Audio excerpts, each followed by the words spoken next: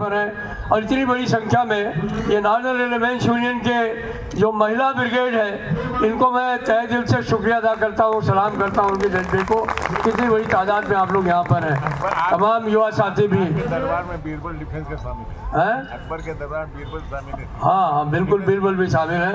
तो भाई अशोक सिंह को, उनके तमाम साथियों को मैं फिर एक बार बहुत शुक्रिया अदा करता हूँ। सवेरे 9 बजे से आप बराबर यहाँ पर धरने पर बैठे हुए हैं, भूख हड़ताल पर बैठे हैं। हमने देखा कोई भी साथी उठ करके पानी पीने नहीं गया, चाय पीने नहीं गया।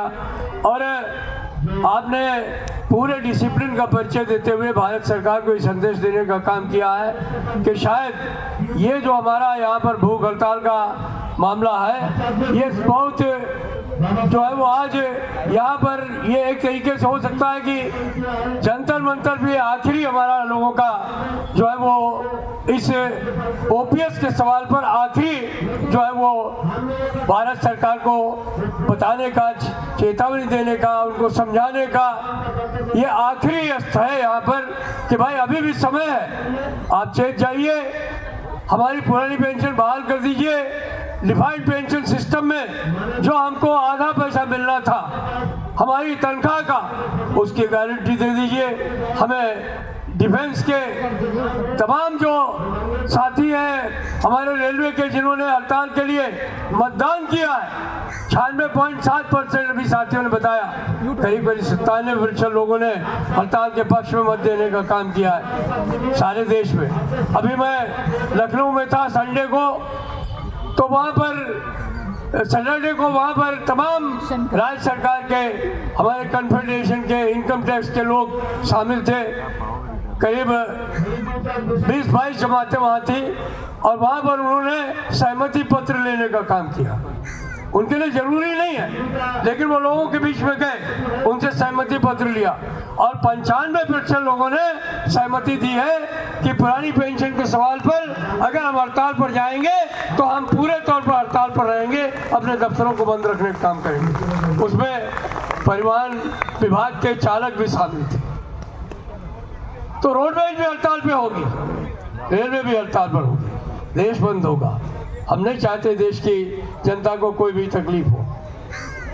हम नहीं चाहते कि देश जो प्रगति के मार्ग पे आगे जा रहा है उसमें कोई कमी आए।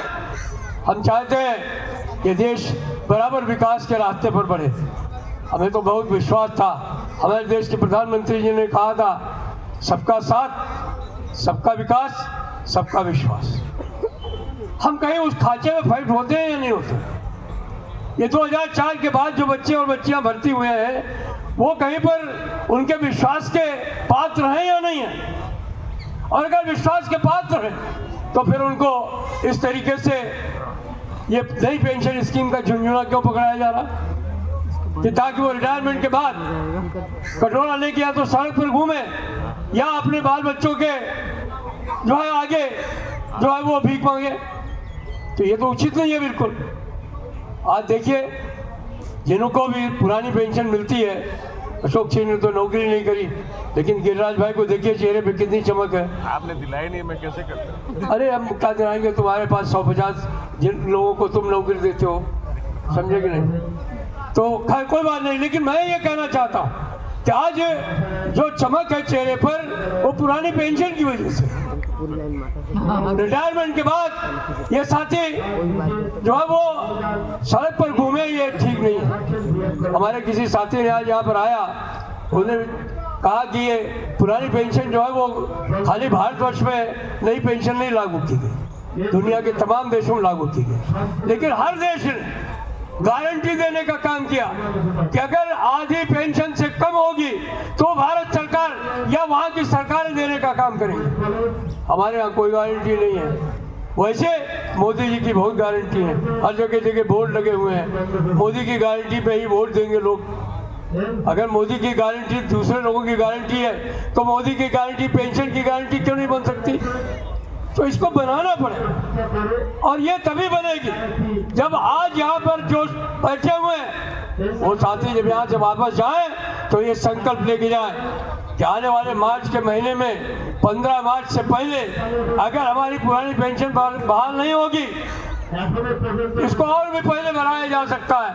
अगर 1 मार्च तक पुरानी पेंशन बहाल नहीं होगी तो हम निश्चित तौर पर मार्च के महीने में पहले सप्ताह में ही कोई तिथि फिक्स करके अनिश्चितकालीन हड़ताल पर जाने का काम करेंगे। ये काम हमको करना होगा।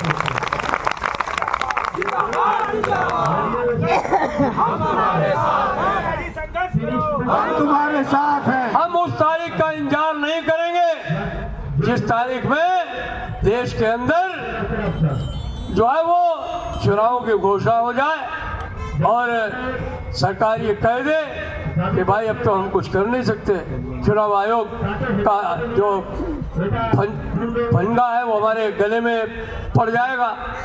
तो हम ऐसा कोई मौका देना नहीं चाहते। हम बहुत जल्दी इस फास्ट के बाद हम तो चाहते थे 15-16 में ही कर लें। अभी साथी अशोक कह रहे नहीं 17 के बाद रखो। हम इनको भी बात करेंगे लेकिन हम टाइम जाया नहीं करना चाहते। हम बहुत जल्दी एक मीटिंग करके JFROPS की स्टीयरिंग कमेटी की तारीख फिक्स करना चाहते हैं। सरकार चाहे तो बहुत ही आसानी से शांतिपूर्ण तरीके से हम लोग बुला करके बात करके पुरानी पेंशन बहाल कर दे। हमारा कोई राजनीतिक उद्देश्य नहीं है उनसे लड़ने का। हम सिर्फ ये चाहते हैं कि हमारे बच्चे जब रिटायर हो तो उनके हाथ से जो पुरानी पेंशन की लाठी है उसको छीना नहीं जाए, उनको पुरानी पेंशन नहीं दे करके सर पर भीख मांगने के लिए मजबूर नहीं किया जाए। आज ये जीवन और मरण का प्रश्न है हमारे 1 जनवरी 2004 के बाद भर्ती हुए लोगों का। तो इसलिए मैं आप तमाम साथियों से अपने